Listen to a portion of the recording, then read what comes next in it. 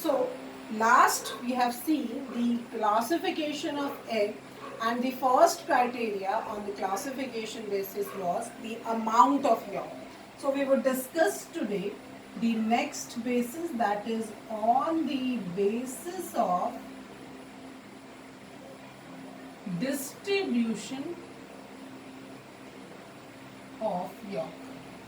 So next classification is what? On the basis how the yolk is distributed in the cytoplasm. Obviously this one is linked with the prior one, that is the amount. It depends on the amount of yolk what will be the distribution of egg or distribution of yolk inside an egg. On this basis the first one is known as homolecital, or it is also known as isolecital.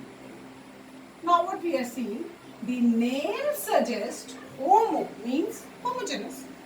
When we say homo means homogeneous, which means in the cytoplasm the yolk is completely dissolved or completely distributed. There is no certain space, no certain area where it is accumulated. It is mixed homogeneously, then it is known as homolecital, or it is known as isolecital. So we can say when the yolk is distributed evenly inside the egg in the cytoplasm, then it is known as what? It is known as isolecital egg. Now what we would see, if this is the egg or this is the isolecital egg, then inside this green one is the cytoplasm, and this blue one would show the yolk, which is evenly distributed. So we cannot differentiate the yolk part or the cytoplasm part, and when it is performing or producing a homogeneous mixture in which this is your yolk and this green one is your cytoplasm. So when they would form a homogeneous mixture, then it is known as homolecital or isolecital egg. An example of this is alecithal. So we discussed alecithal egg, human eggs, minimum or negligible amount of yolk. So they would form a homogeneous mixture, as well as microlecithal. So we discussed micro means very little, just little bit more than alecithal. So alecithal and microlecithal eggs, two types of eggs would show homolecital or isolecital type of distribution. Again, next one is known as telolecital egg. Now this name suggests telo means at the base, bottom. At the bottom there is accumulation of yolk, but this telolecital egg is also divided into two parts. One is moderate telolecital, and next one is highly telolecital. So depending upon the amount of yolk, it can be divided into two parts, either moderate telolecital or highly telolecital, which is also given a term, that is what? Discoidal type of egg.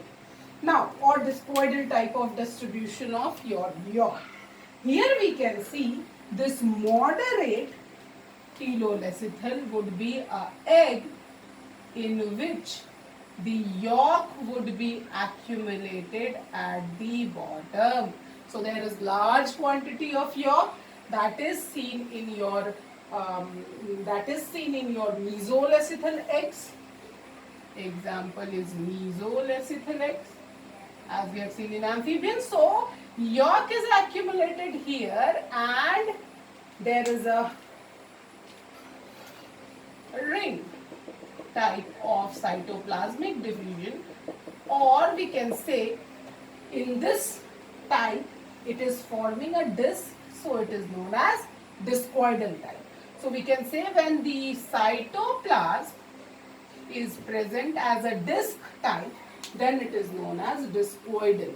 As well as we can see moderate telolecithal eggs would be somewhat those eggs in which the amount of yolk is also more, but they are present at the bottom or accumulated at the bottom only.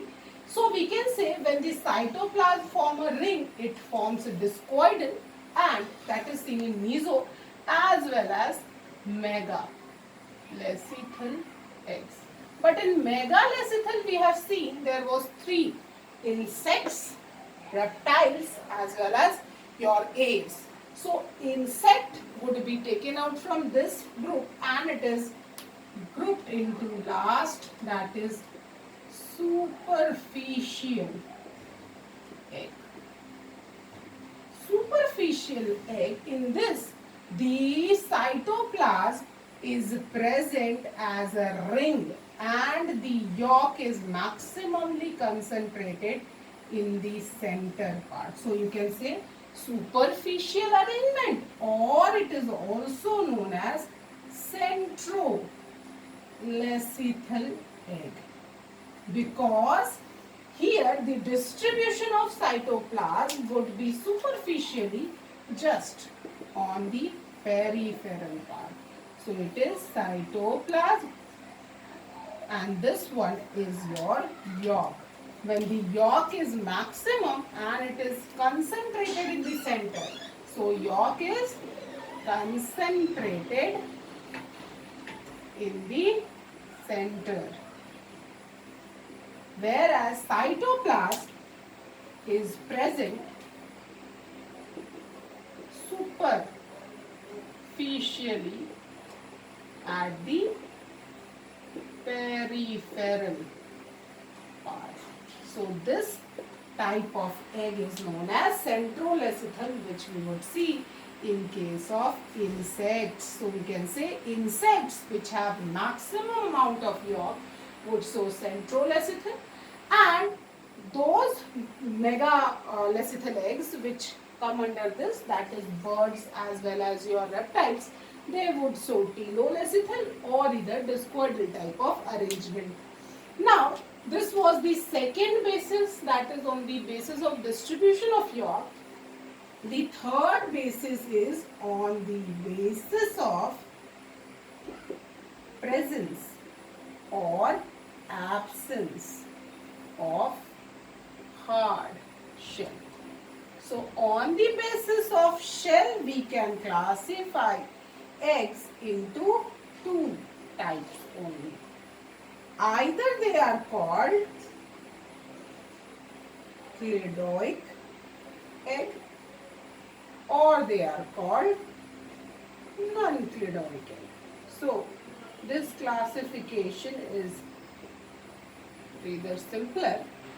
What? We have classified egg on the basis of presence or absence of shell into 2 different types.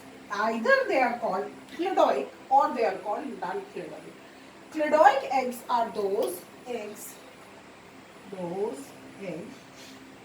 which have a hard calcareous shell above them. So those eggs which have this hard calcareous calcium carbonate based shell above them, they are called cladoic in nature. And similarly, those eggs which lack hard calcareous shell, they are called non-cladoic. So on the basis of presence of hard shell or absence of hard shell, they are cladoic or non-cladoic. Now cladoic eggs we can see in case of reptiles, birds. Now one important thing, that cladoic eggs would have a hard shell above them for protection, and the next important point is that the reptiles as well as the birds would lay. They lay fertilized egg. So what is the important point? Eggs of birds as well as reptiles are being fertilized already inside the body of the organism. So they are laying a fertilized egg. So there is no need of penetration of sperm into it. So nature has provided a hard shell for its protection to get protected from the predator. But similarly, non-cladoic eggs are seen in fishes and amphibians because they lay unfertilized egg. So what we are saying? They are laying unfertilized egg and they are laying fertilized egg. So basic difference is that they won't require penetration of sperm into it, but this egg requires penetration of sperm into it. So if it already has a hard shell, the sperm would be unable to fertilize that egg. So what we are seeing in this case, the non-cladoic eggs, in the case of fishes and amphibians, they have to undergo external fertilization. So what we are seeing, they show external fertilization. So for penetration of sperm, it is important that they would lack that hard shell. Now if we focus on an important point, that is function of egg membrane or shell rather. So what we can see, there are various functions, but there are few important functions of egg membrane. First is obviously for protection. Each and every cell would have the membrane, the covering which would protect that cell or preserve that cell. So function of egg membrane is their protection, and the next is it prevents polyspermy. Now there is an important term. What is this? Polyspermy. Spermy obviously is taken from the word sperm and poly means many. So a chance or a condition in which a egg can get fertilized with more than one sperm. We know usually an egg is fertilized by a single sperm, but to avoid an abnormal condition, a condition what? A condition in which a egg is fertilized by many sperms. So to avoid that also, the function of egg membrane is important. Egg membrane undergoes certain changes which we would see in the topic when we would discuss the process of fertilization, that would help in the process of polyspermy or prevent the process of polyspermy. And as we know, the egg is providing a protective layer. So in this case also, we have seen this cladoid egg would have a hard calcium carbonate shell which would protect their egg from the predator. So here we would say the egg is protected from predator. So this is the types of egg, or rather classification of egg on the basis of amount of yolk, distribution of yolk, as well as on the basis of presence or absence of hard shell. So now we would undergo the next topic, that is a very important topic in case of human reproduction, and that is menstrual cycle. As we said, in the case of males, there is no reproductive cycle, or the gametogenesis is not supplemented by any sort of cycle. But in case of females, the oogenesis is supported, supplemented by a cycle that is called menstrual cycle. In case of primates, that is apes, monkeys, humans. But in the case of other animals like dog, deer, they have another set of reproductive cycle that is called oestrus cycle. In the next video, we will discuss the differences between these two cycles, as well as we would focus on the menstrual cycle, because that we have to study in elaborated form. Thank you.